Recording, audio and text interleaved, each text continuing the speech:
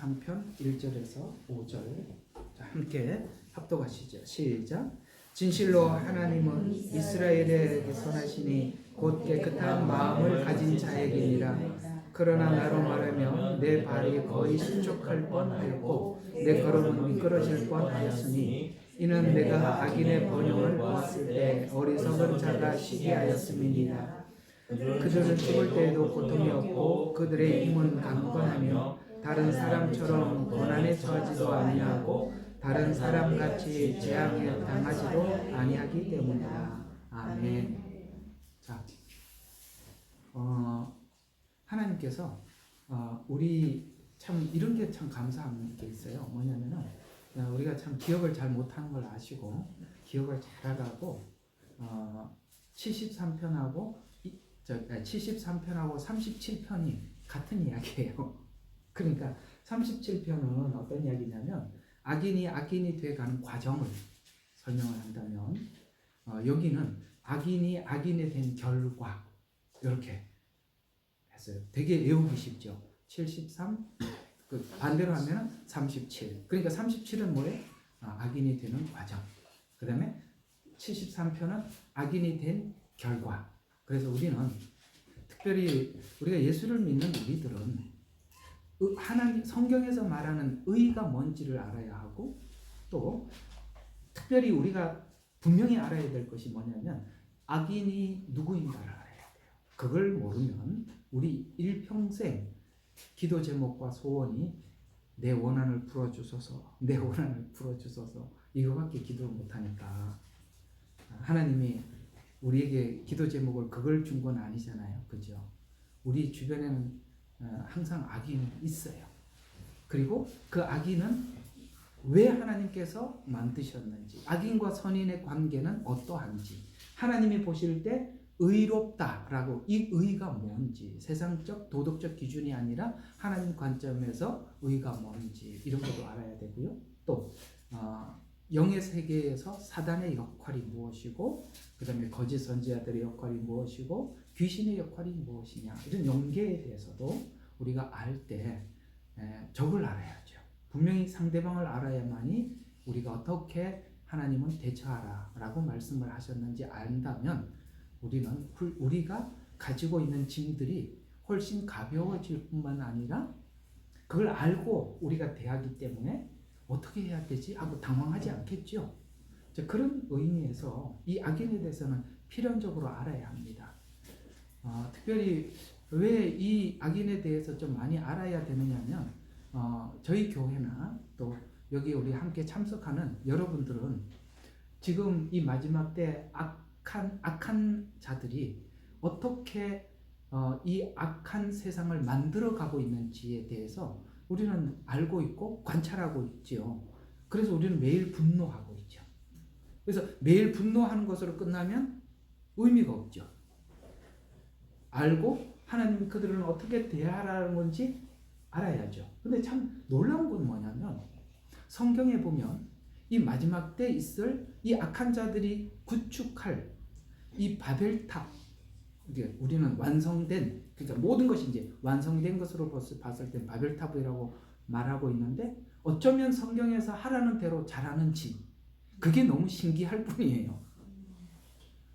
어때 알고 하는 것 같아요, 그죠? 네, 정확히 그걸 만들어가고 있어요. 그래서 이걸 왜 그렇게 할까? 근데 물론 그들의 세상과 그들의 탐욕을 위해서 그 일을 하지만 그들은 왜 이렇게 정확하게 하느냐? 그건 하나님이 허락하심 하에 이 일이 벌어지고 있다는 것도 사실이라는 것이죠. 성경에는 잠언서에 이런 말씀이 있습니다. 악한 하나님의 계획도 있죠. 누군가를 심판을 해야 될 때 회초리가 돼줘야 하죠. 그래서 그 악한 자도 악한 날에는 필요하다고 잠언서에서 말씀하고 있어요. 바로가 있었기 때문에 이스라엘 백성들은 거기서 이 출애굽에 대한 기대를 할 수 있었던 것처럼 바벨론이 있었기 때문에 이 이스라엘의 잘못된 것들을 고칠 수 있었던 것처럼 이 악인들도 필요하다는 거예요. 이해가 가시죠? 그래서 이 둘이 어떻게 조화스러운 관계 속에서 하나님 나라를 세워가는지에 대한 이해를 우리가 하지 못하면 원수를 갚아주세요. 저 악한 놈들이 많이 있는데 왜 하나님은 가만히 계세요? 이 소리 이외에는 우리가 할 줄 모른다면 우리는 너무나도 편협한 시각에서 하나님 나라를 바라보고 있는 것 아니겠습니까? 그런 의미에서 우리는 분명히 알아야 할 필요가 있는 것입니다. 우리 여기 함께 참석하는 여러분들이나 저희 교회나 우리는 이 코비드 19 그 시간들을 우리가 보내고 그 일을 무엇을 위해서 준비해 왔는지 그들이 우리는 너무나도 잘 알고 있습니다. 그리고 우리는 그들에 대한 이해를 성경 속에서 우리가 확인을 하고 우리는 세상을 바라보는 그런 안경을 우리 73편과 37편을 하는 과정 속에서 여러분 잘 안착하셔서 더 이상 그들을 향해서 왜 그래? 세상은 왜 이래? 하나님은 왜 가만히 계셔? 이런 이야기를 하지 말고 하나님이 우리에게 뭘 하라고 하셨는가 좀 우리가 함께 살펴봤으면 좋겠습니다. 자, 우리 오늘 이 73편과 37편을 하고 나면 이 말이 이해가 될 거예요. 우리 로마서로 한번 가보죠. 도저히 이해가 안 되는 요구.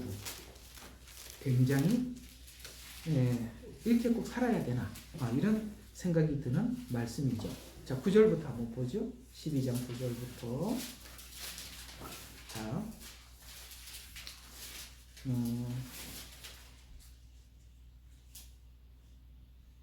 12장 9절 이거 너무 이건 너무 하고 17절부터 봅시다. 너무 길어요.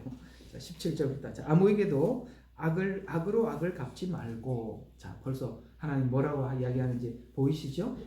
악을 악으로 갚지 말고 모든 사람 앞에서 정직한 일을 도모하라. 가능한 한 너희 편에 있는 모든 사람과 더불어 화목하게 지내라. 같은 편은 화목하게 지내라. 사랑하는 자들아 너희 스스로 복수하지 말고 금방 나오죠? 복수하지 말아요. 진노하심에 맡기라. 그 다음에 기록하였으되 원수 갚는 것은 나의 일이라. 그죠? 그 계시록을 보니까 하나님이 마지막에 원수를 갚으셨어요. 내가 갚으리라 주가 말하노라고 하였느니라. 아멘. 그리고 우리가 해야 될 일을 하나님이 갚아주신다고 하니까 우리가 해야 할 일이 무엇인지를 20절에 이렇게 설명하고 있습니다. 그러므로 내 원수가 줄이거든 먹이고 만일 그가 목마르거든 마실 것을 주라. 마태복음 5장에서도 축복하고 기도해줘라. 이렇게 말씀하고 있는 것이 여기 다시 등장하죠. 그러면서 이렇게 함으로써 내가 그들의 머리에 숯불을 쌓을 것이다. 이 숯불은 언제? 대접재앙입니다. 우리가 계시록을 하니까 이 숯불이 뭔지 알지요. 하늘에 불이 내리죠. 그러면서 악에게 지지 말고 뭘로? 악으로 악을 이기라가 아니라 선으로 악을 이기래요. 왜요? 우리는 선으로 악을 이길 만큼 십자가의 권능을 가지고 있죠. 우리는 사망의 권세를 깨트리고 부활의 생명을 가지고 있는 넉넉함이 우리는 그 악에게 지지 않을 만큼 우리에게 준 복음이 있다는 것이죠. 이렇게 하나님께서 이 악에 대하는 태도에 대해서 오늘 12장 9절 아니죠. 17절부터 21절까지 이렇게 우리에게 말씀해 주심으로써 우리는 이들을 이해를 해야 되는데 오늘 이걸 소화하기가 쉽지는 않은 건데 쉽지가 않았기 때문에 아삽도 굉장히 고통스럽게 이 과정을 보내면서 답을 얻어서 우리 모두에게 이것입니다 라고 갖다 줬으니까 우리도 우리 선배 아삽의 뒤를 따라 한번 가봅시다. 다시 73편으로 가지요.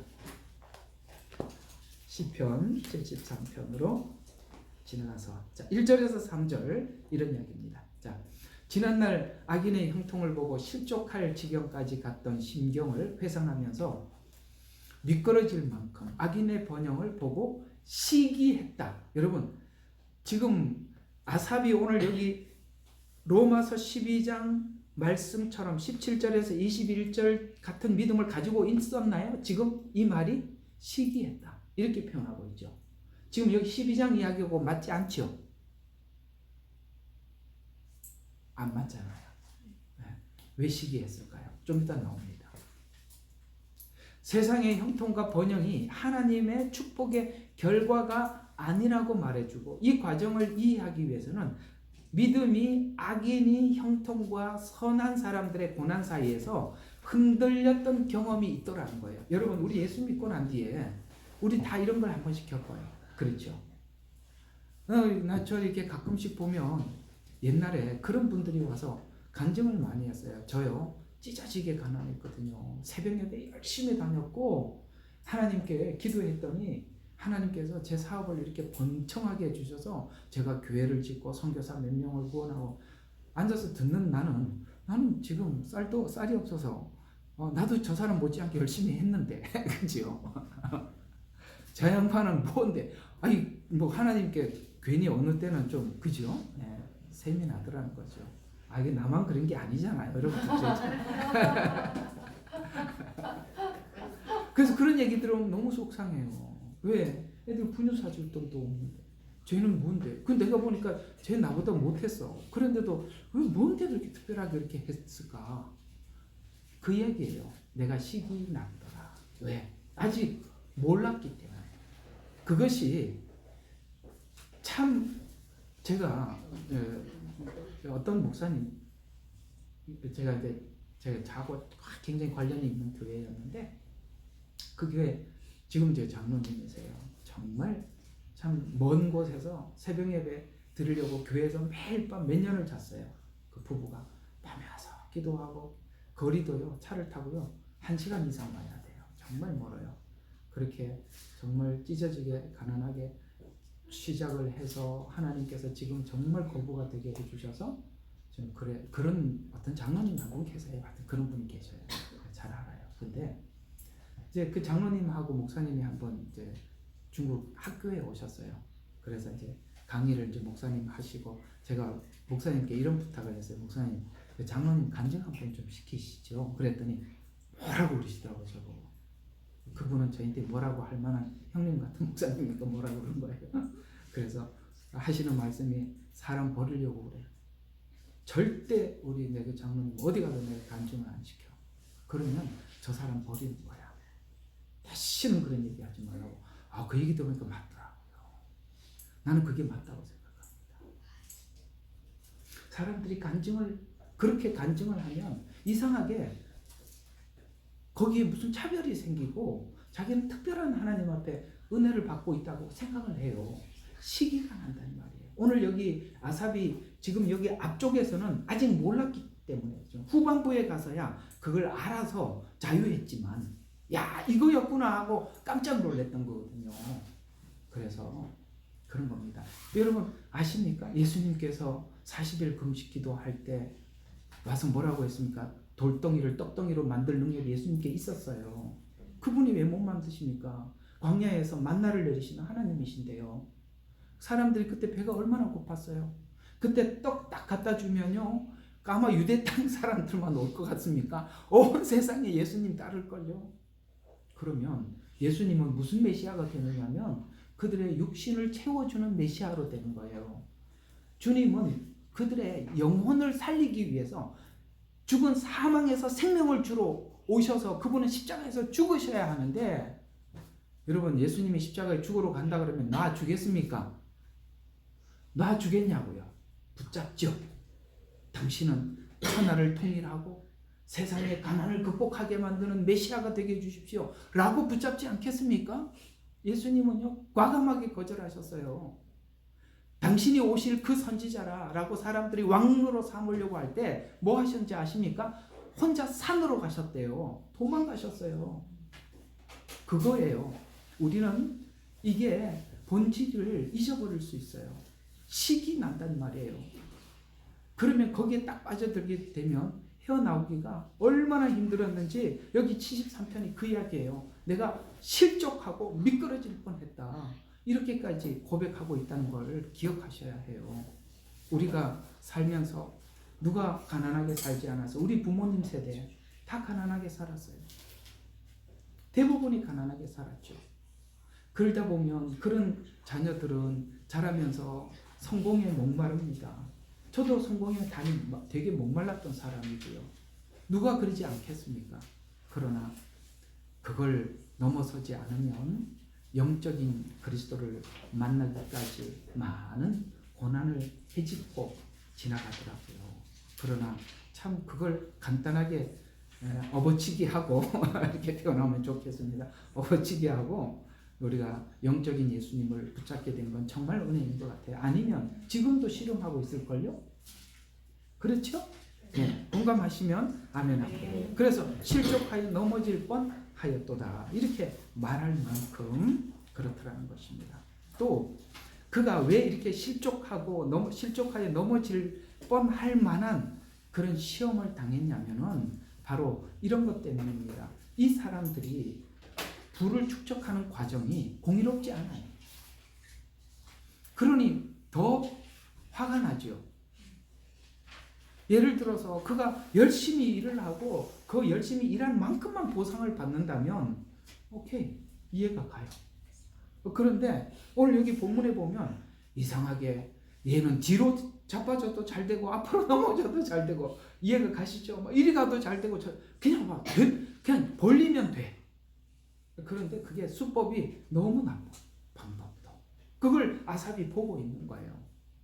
그걸 만약에 하나님이 계신다면 저렇게 부정적인 방법으로 축적해가는 이것을 하나님의 공의의 속성이 과연 가만히 두실 수는 없는데 왜 그냥 두십니까? 라고 하나님께 또 실족을 하는 거예요. 하나님께 실족을 하는 거예요. 여러분 우리가 이런 걸 가지고 상대방과 나를 비교하기 시작하면 이 세상에 실족하지 않을 사람이 없고 교만하지 않을 사람이 없습니다. 성공한 사람들은 다 교만할 것이고 그 성공한 사람의 성공에 미치지 못하면 다 실족할 거예요. 여러분 여기에 모든 것에 기준을 걸게 되면 교만 아니면 실족으로 끝이 나서 누구도 하나님이 원하는 어떤 기준에 도달할 수가 없다는 것을 기억하셔야 하는 것입니다. 여러분과 저는 이렇게 생각하시면 돼요. 성경은 돈을 사랑하는 것이 일만 악의 뿌리래. 거기는 선이 1도 없대. 일만 악의 뿌리래. 돈을 사랑하면. 그러나 하나님은 우리가 입어야 하고 먹어야 하고 그런 것을 아신대요. 아니 만들으신 분이 왜 그걸 모르겠어요? 그러면 하나님이 주시는 대로 공급을 받으면 되는 거예요. 예. 그래서 주기도문에 보면 오늘 무슨 양식을 달라고? 아 그래요. 일용할 딱 그러면은 끝이죠. 일용할 양식인데 뭘 더 하겠어요? 그러면 우리가 거기에서 자유할 수 있답니다. 네. 설교 준비를 4주치를 미리 해놨습니다. 항상 4주치를 미리 해놨는데요. 거기 이제 누가복음 12장에 보면 부자가 그런 말을 하잖아요. 내 영혼아 평안해라. 여러 해 쓸 물건을 창고에다 늘여놨는데 너무 많아. 그래갖고 창고를 새로 지었어. 그래갖고 창고를 쫙 보니까 야, 나 이제 뭐 몇 년간은 끄떡 없겠네. 끄떡 없기는. 내가 노후에 대한 강의를 하는 어떤 분의 얘기를 들어보니까 여러분 돈이 있으나 없으나 이런 시간이 옵니다 하고 적어놓은 거 보니까 맞더라고요. 그때 그 사람이 자기가 돈을 쓸 줄도 모르고 돈이 있어도 의미가 없는, 아시겠어요? 우리가 지금 그래도 머리가 돌아가고 활동할 수 있으니까 돈이 나에게 도움을 주지. 그죠? 내가 그 돈을 쓸 수도 없는 시간이 온다는 거예요. 그러면 그 하이에나들이 옆에 있다가 다 집어가지 않겠어요? 다 쳐다보고 있을 텐데. 야, 살다 보니까요. 정말 난 그 동화책에만 나오는 구두쇠가 있는 줄 알았는데 실제 구두쇠들이 굉장히 많더라고요. 정말 그렇게 살아야 하나? 이런 생각이 드는 구두쇠들도 있더라고요. 이런 것처럼 여러분 돈은 그저 우리가 생활에 필요한 것이지 사랑하는 대상은 아닌데 필요가 더해지면 사랑으로 바뀐다는 것도 참고해서 알아두셔야 하는 것입니다. 그죠? 하나님께서 그것은 하나님이 하라는 대로 하는 것입니다. 그리고 또 하나는 하나님께서 하라는 대로 하면 하나님이 공급하는 것도 경험하는 거예요. 참 어떨 때는 하나님께서 우리 마음을 달아보실 때는 참 하나님 너무하시다, 야박하다 이런 생각이 들 만큼 그럴 때가 있었어요. 저희들 좀 이렇게 그런 훈련을 시키실 때 그때 참 우리 저 애들 보면 생각이 나요. 그때 그냥 그 참 옛날 간증이긴 하지만 신학교 다닐 때 제가 이제 우리 애들이 유모차 끌고 다닐 때 애들이 유모차니까 언젠지 한번 생각해봐요. 그럴 때인데 낮에는 학원에 이제 자동차 학원에서 그 강사하고 야간 학교를 다녔어. 신학교를 결혼해서 학교를 다니다 보니까 그래도 가정에 좀 그게 있잖아요. 근데 또 자동차 학원에서 강사하면요 사람들이 또 음료수도 사다 주고 담배도 그렇게 많이 사다 줘요. 그 담배를 안 피우니까 그 가지고 와서 저 가게 가져와서 우유로 바꿔 먹고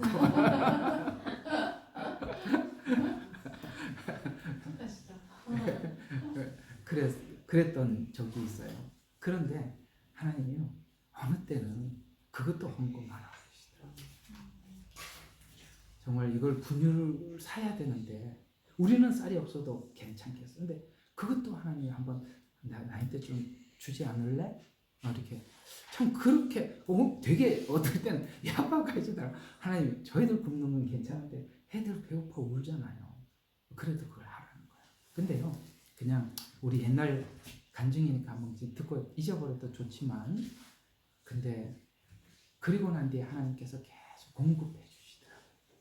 근데 그때 무슨 마음이 생겼냐면 그걸 공급을 받으면서 선교지에 갈 때 선교지처럼 불안한 게 없어요. 왜냐하면 선교비가 끊어져 버리면요 진짜 발이 묶여버려요.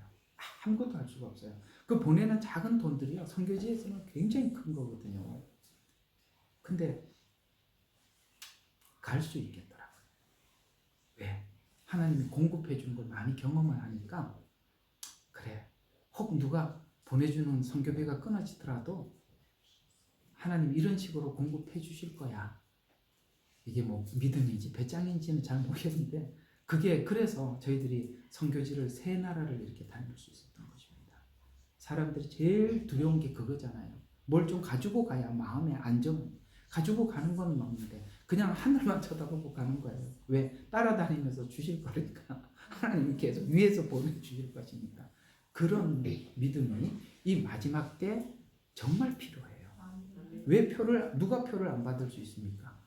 하나님 앞에 하나님이 계속 하나님이 나의 공급자라는 것을 믿지 못하면 여러분 이거 표 안 받으면 너 매매할 수 없어? 그러면요 누가 그걸 표를 안 받겠어요? 하나님께서 지금 여러분들에게 이렇게 공급해 주시는 것을 믿을 때 그 이후부터 우리는 하나님을 향한 믿음을 가질 수가 있는 것이고 우리는 담대해질 수 있는 거예요.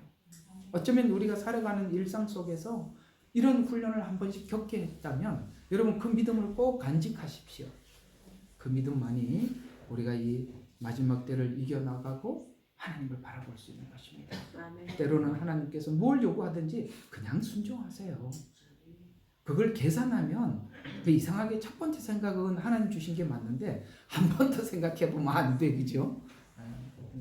이런 말을 하는 것은 나도 해본 적이 있다 이런 얘기입니다. 자, 그래서 하나님의 공의에 대해서 오늘 여기 아삽은 의심을 한 때가 있었어요.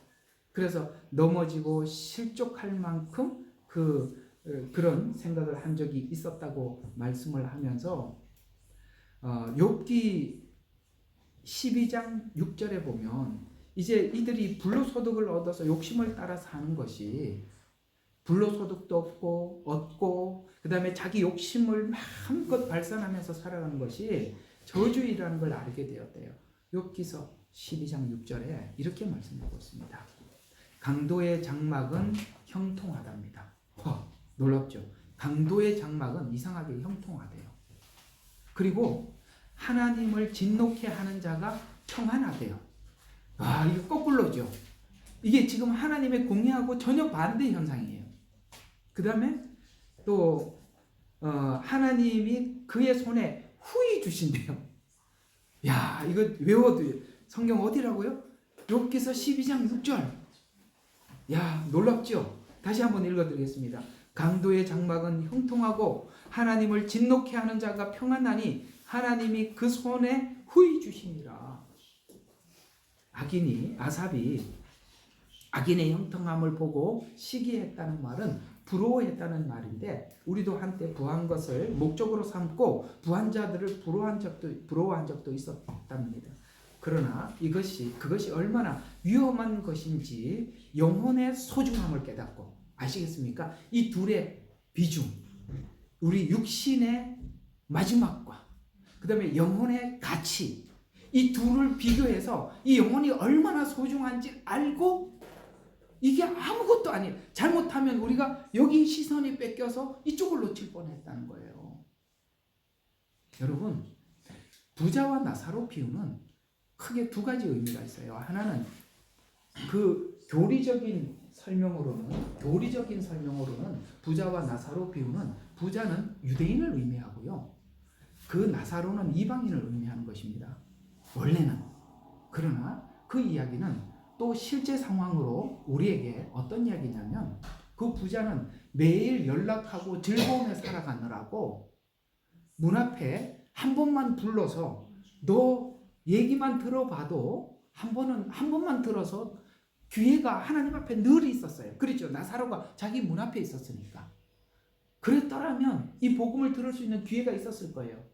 그런데 한 번도 듣지 못했던 겁니다. 그 당시는 원래 유대 나라는 물이 귀해요. 그래서 음식을 먹을 때 물이 귀하니까 손을 물로 씻지 못하고 식빵에다가 빵 같은 데다 손을 닦고 버리면 개들이 가서 주워 먹든지 아니면은 나사로가 먼저 먹든지, 아마 나사로는 개하고 경쟁을 했던 것 같아요. 그래서 그걸 주워 먹고 그걸 먹기 위해서 나사로는 그 앞에 있었던 거예요. 근데 세월이 지나자 인생은 유한하니까 둘 다 죽어서 하나는 아브라함 품에, 하나는 음부에 내려갔어요. 그 이야기입니다. 그건 원래 본질적으로 유대인들이 가졌던 그 풍성함을 이야기하는 것입니다. 그것이 성경에 또 한 번 이렇게 나오죠. 이방 여인이 예수님을 찾아왔을 때, 나는 이스라엘의 잃어버린 양 위에 내가 보냄을 받지 못했다 라고 얘기했죠. 그렇죠? 이방인을 개라고 예수님께서 취급을 했을 때 그 여인이 뭐라고 말했습니까? 개도 주인에 떨어지는 부스러기를 먹습니다. 여러분, 그 부스러기는 똑같은 복음이에요. 똑같은 음식이라 이 말이에요. 누가 은혜를 받았어요? 겸손한 자가. 이런 것처럼 우리가 정말 하나님 앞에, 우리가 아시잖아요. 많이 가지면 겸손하기 힘들다는 거. 그렇죠? 지금 돌이켜 생각해 보면 하나님께서 우리에게 이렇게 낮추시고 또 우리를 하나님을 구하고 찾을 수밖에 없는 사람들마다 물론 다르겠죠. 물질을 통해서 하나님께서 그렇게 부르시는 이가 있기도 하고, 또 어떤 사람 육체를 통해서 하나님께서 부르시기도 하는데, 정말 우리가 70이라는 이 80, 90이라는 이 평생에 우리의 복은 무엇이냐? 바로 우리 예수 그리스도를 우리가 아는 것이고 그분을 내 구주로 모셔드리는 것이 우리 인생의 기회의 일지인데, 그것을 하나님께서 우리 일생 속에 기회를 맞이하게 해주시고 그분을 만나게 해주신 것, 우리는, 여러분들은 인생을 성공한 것입니다. 다 얻은 것이고 가장 소중한 것을 간직한 것이죠. 그렇게 하기 위해서 우리 지난 날을 되돌아보면 하나님께서 이렇게도 저렇게도 하다 보면 사기도 당하고 그죠? 이렇게 저렇게 해서 정말 이게 사는 게 뭔가 인생을 돌아보게 하고, 그래도 우리 하나님 앞에 나와서 이렇게 하는 거 얼마나 감사한 일이에요.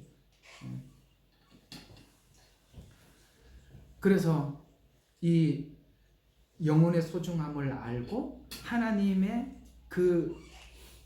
아삽이 정말 자기는 뭘 해도 온종일 고난을 당하고, 그렇죠? 저기는 그냥 뒤로 자빠져도 돈이 끌려오고 그랬는데, 그것이 정말 영혼의 소중함을 알고 난 이후에 하나님의 그 가치, 부르심의 가치를 이 아삽이 깨달았다라는 것입니다.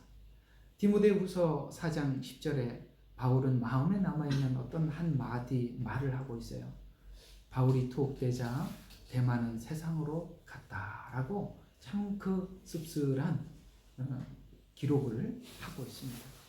우리가 같은 교회 안에서 같은 교우들이 함께 신앙생활을 하다가 저분 저렇게 하면 안 되는데, 세상으로 저렇게 가면 안 되는데 위태위태한 분들이 있기도 하고, 그들이 마치 대마처럼 세상으로 가고 난 이후에 오늘 바울이 대만은 세상으로 갔고 라고 그 씁쓸한 기록을 우리에게 남겨준 것처럼 우리도 그런 사람들을 가끔씩 볼 때가 있듯이, 여러분, 우리가 악인과 의인의 길은 서로가 다르고 목적지가 다르기 때문에 그 가는 길이 다르고 목적지가 다르다는 걸 알 때 우리는 더 이상 그들을 부러워하지 않고 그들이 가고 있는 그 길이 우리가 불쌍하고, 오늘 여기 아까 로마서 12장에 보면 그들을 위해서 우리가 기도해 줄 수 있고 그들을 불쌍히 여길 수 있는 마음을 우리가 함께 소유할 수가 있는 것입니다.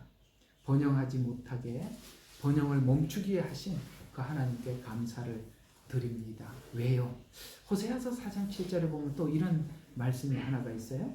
저희는 번성할수록 내게 범죄하니 내가 저희와 영화를 변하여 욕이 되게 하리라. 이렇게 말씀. 여러분, 아까 보니까 보세요. 욥기서에서는 이 말이 조금 다르게 등장을 하는데요.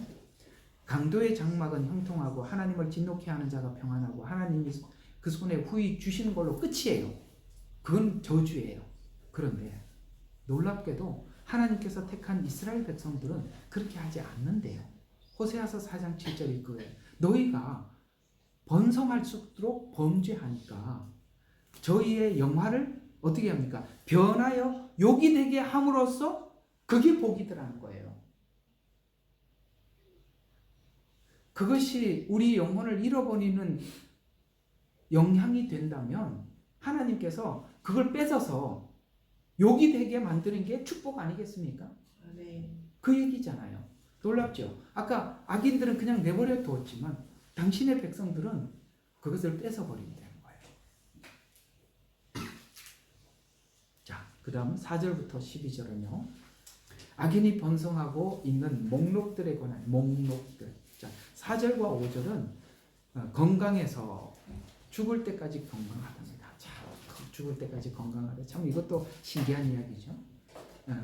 의인들과 다르게 고난도 없을 뿐만 아니라 죽을 때까지 강건해서 마치 공의가 실현되지 않은 것 같이 보이는 것처럼 악인에게 관대하고 의인에게 사소한 것까지 징계하시는가.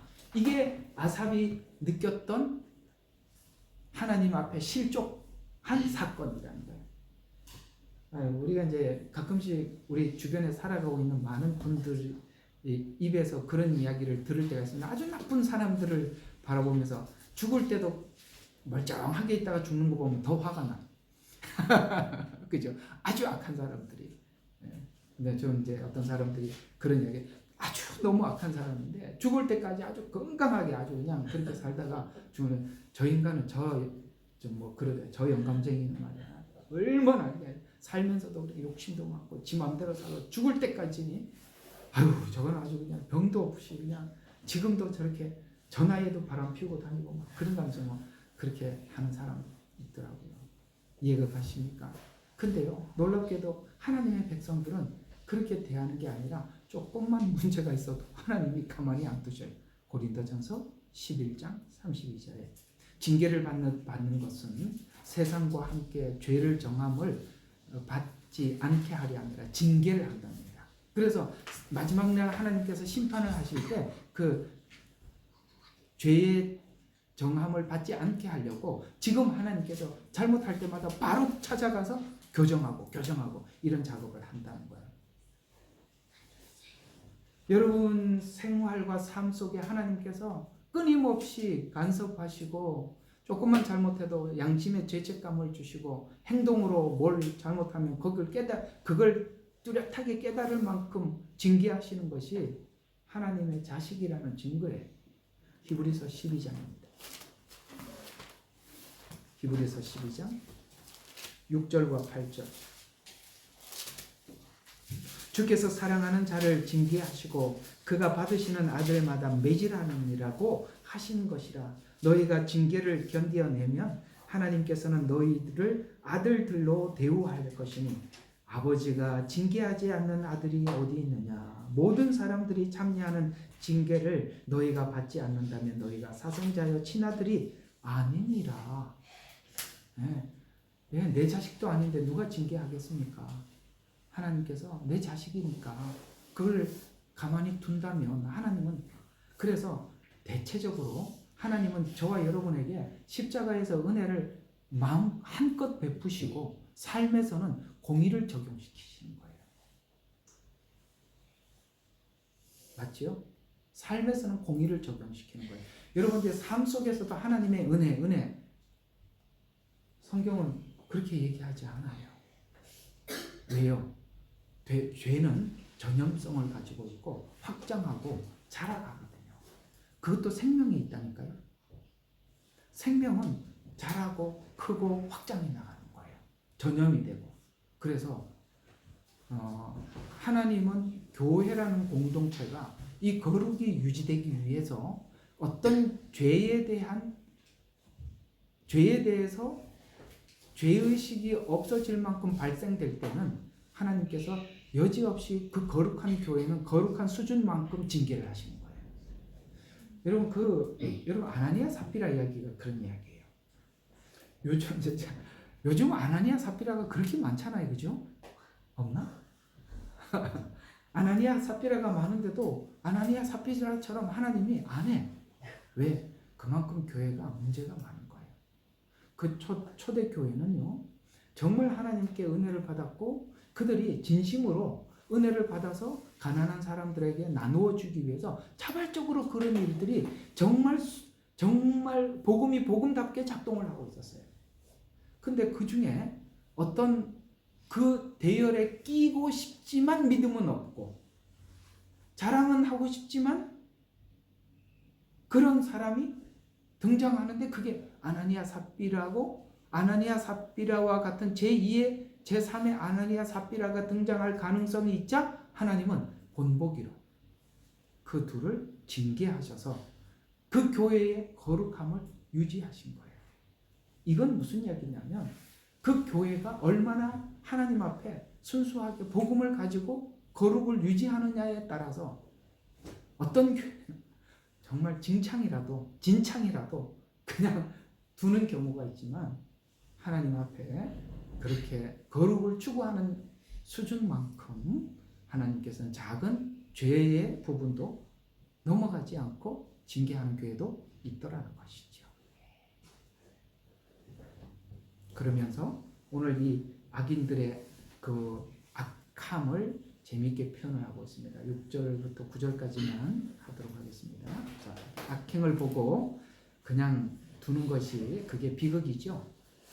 자, 6절에 보니까 교만이 뭐라고요? 목걸이에요. 그러니까 딱 목걸이니까 가장 먼저 보이죠.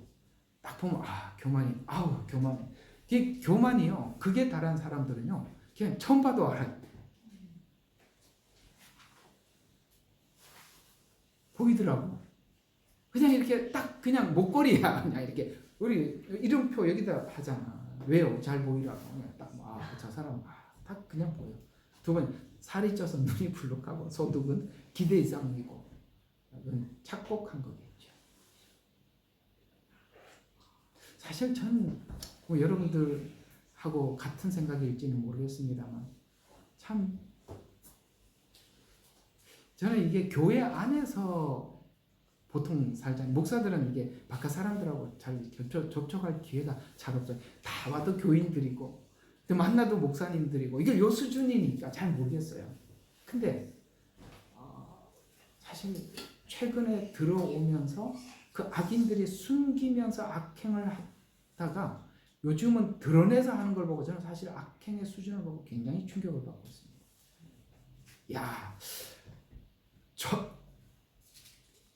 이게 입이 안 다물어져요. 여기 있는 말 똑같아요. 교만이 목걸이고 폭력이 옷이에요. 그리고 얼마나 기만과 술수가 탁월한지 누가 어떻게 저렇게까지 쇼를 할 수가 있을까? 이런 생각이 정말 충격적. 왜냐하면 저는 이렇게 교회 안에서 살다 보니까 저 바깥 사람들이 이 정도일 줄 정말 몰랐거든요. 참 요즘 많이 배우고 있습니다. 부패하고 앞지 않은 말을 하고 하면은 탁탁 남을 눌러. 그 언어가 딱 그 둘이 딱 만나면 벌써 나는 너하고 저 위에 벌써 이렇게 둘을 만나면 첫 번째 대접 뭡니까? 명함부터 내밀고 내가 어떤 사람인지 딱 그래서 벌써 누가 위냐 아래냐 이 남자들을 만나면 그런 것부터 하거든요. 그래서 몇 살이세요? 어디 사세요? 학교는 어디죠? 지금 직책은 뭐세요? 그래갖고 예 저는 아무개 회장입니다. 그럼 벌써 이해가 가시죠? 교만이 목걸이요. 그 다음에 뭡니까? 앞지 않은 말을 하고 벌써 상하를 나누려고 하고 하나님을 두려워하죠. 이게 이제 사람을 그렇게 계속 대하다 보면 어디까지 가요? 하나님을 두려워하지 않는 말을 함부로 악행을 즐기는 인생을 사는. 여러분 악행을 즐긴다는 말 놀랍지 않아요? 악행을 즐긴대요. 야 속이고 속은 보고 뒤에서 얼마나 재미있는지 몰라. 앞에는 나는 지금 계속 속이고 있는데 쟤는 잘 속고 뒤에 돌아서서 웃고 앞에서는 또 속이고 그거 참 내가 요즘 누구를 통해서 많이 배우고 있는 중이에요. 기가 막히네. 악인의 결말에 대해서 잘 표현한 말이 있습니다. 여러분 이 길로 가는 겁니다. 욥기서 21장 30절 악인은 남기워서 멸망의 날을 기다리움이 되고 멸망의 날을 기다린대요. 그 다음에 멸망의 날을 맞으려 끌려나감이 된다 하느니라. 날이 되고 그 날만 기다리고 있는 거예요. 그렇게 살다가 그거는 고정된 이제 나중에 37편을 보면 그게 다시 자세히 고정이 돼버린 거예요. 하나님은 내버려 두시는 겁니다. 그걸. 그리고 하나님 밖에서 말라지고 결국에는 태워지고 말 것입니다. 여러분 포도나무의 비유 요한복음 15장이잖아요. 내 안에 붙어있지 아니하면 말라지고 그 다음에 버리워지고 끝에는 불에 타는 것으로 끝이 나는 것입니다. 그래서 악을 즐기는 사람, 악이 생활이 된 사람, 그 다음에 악을 악으로 감지하지 못하는 사람, 이들은 말라지고 마지막에 태워질 것입니다. 이 악이 마지막 때 징계를 통해 심판을 선포해도 완전히 습관화된 습관화된 악이 요한계시록에는 끊임없이 하나님께서 돌아오라고 나팔재앙, 대접재앙을 통해서 그렇게 말을 해도 뭘로 끝이 나요? 하나님을 끊임없이 모독하는 걸로. 하나님을 모독하는 이름이 가득하고 입으로 계속 그 말을 내어뱉는 것으로 끝이 난다라고 계시록에는 악이 생활이 되고 정착된 사람들의 삶이에요. 놀랍게도 악으로 끊임없이 가고 가면 자기를 보지 못해. 절대 자기 죄를 인정하지 않아. 즐거운데요. 생활이 됐는데요. 몰라요. 그렇게 되는 것입니다. 악이 씨앗으로 뿌려져서 나무가 되고 열매가 되어서 악을 즐기고 생활이 되도록 자신을 방치한 자들이다. 자신을 방치했다. 여러분 자기가 자기를 방치한 걸로 끝나는 게 아니라 하나님께서 로마서에는 내어버려 두사 이런 말들을 계속 반복했답니다. 내어버려 두사. 불쌍하지요. 자, 오늘 이야기들 한번 일단 일단락을 한번 해보겠습니다. 여러분 그들이 불쌍하지 않으세요? 고정되어 있잖아요. 고정. 그리고 이제는 악한 행동을 삶을 살도록 법제화시켜서 법으로 만들어. 그래서 우리끼리 합의하는 거예요. 야, 이거 우리는 앞으로 이거 죄로 규정하지 말자. 이렇게 규정하지 말자 해놓고 그 죄가 아니라고 규정하자고 말한 모든 내용들이 성경의 율법과 정반대 법을 만드는 거예요. 마지막 때는 하나님이 만든 율법과 다 반대되는 법을 만드는 거예요. 지금 누구하고 대항하는지 아시겠습니까? 하나님과 대항하는 거죠. 무슨 이름으로? 인권이라는 이름으로 신권에 도전하는 것입니다. 그런 세상에 살아가고 있고 이제 그런 시간이 오면 주님이 오신답니다. 우리는 그 시간에 살아가고 있습니다. 여러분은 성경적 가치 속에서 세상의 복을 볼 줄 알고 시대를 읽어서 거기에서 속히 나오시길 바랍니다. 혹 아직 아삽처럼 하나님 왜 그러세요? 왜 저걸 그냥 두세요? 이렇게 생각하고 계신다면 하나님은 지금 심판하지 않고 언제 심판하신다? 종말론적이다. 이 주제가 그거야. 종말론적이다. 머리에 숯불을 언제 쌓아놓는다? 마지막 재앙 때. 그러니 우리가 그런 믿음으로 이 상황을 잘 이해하고 극복하기를 주의 이름으로 축원합니다.